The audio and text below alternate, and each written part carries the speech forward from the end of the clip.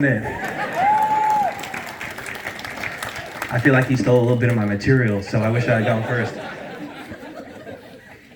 But my name's Fernando. I'm Nolan's longtime friend from college. Best friend, maybe even. I don't know. I haven't had him fill in my survey recently. Thank you all for being here to celebrate, obviously, the beautiful marriage of Ella and Nolan. I'm so happy to be here. This is amazing.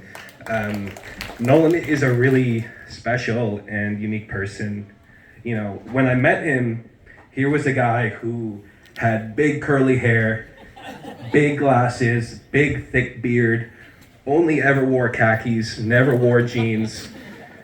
He could tell you any funny quote from the show Friends and also tell you the season and episode title from the Friends quote, which to me is crazy. And, you know, he lived in a secluded, mysterious single dorm room. And of course, as we almost certainly know, he was a genius.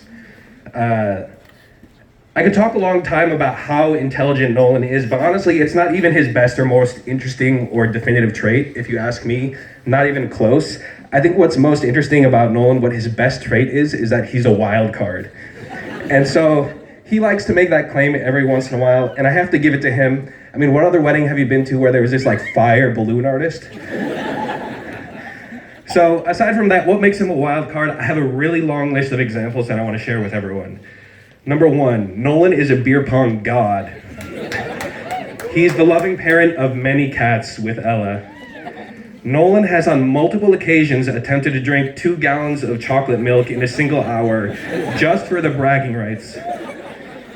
He has a bookshelf full of literature that you've never heard of or would ever even want to read, and they're sorted by the author's home country. You'll have to ask him why, but Nolan once jumped off the roof of a garage. He calls his parents pretty much every day to catch up. In 2013, Nolan locked himself in a room all day to mourn the loss of the Michigan men's basketball team in the NCAA championships. When I'd get mad at playing Xbox, Nolan would come over and give me a little shoulder rub to help me calm down.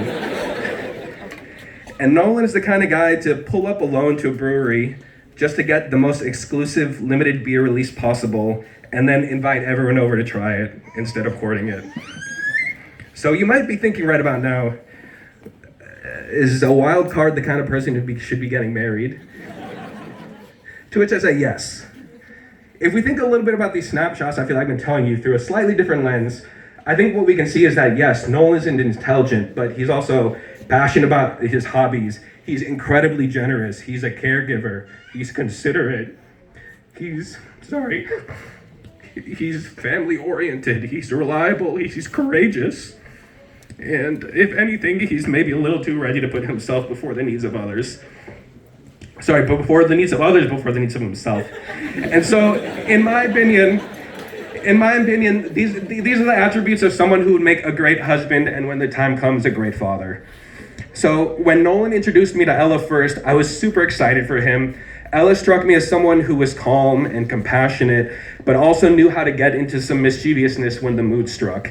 So, as you might say, a wild card in disguise.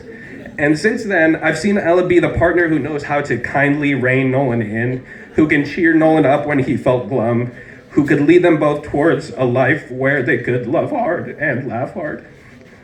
So, in my opinion, that's an excellent foundation for the long and successful marriage.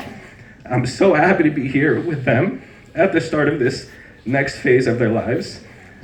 So I just want to say congratulations. I love you guys. And thank you everyone for being here. Let's give them a round of applause.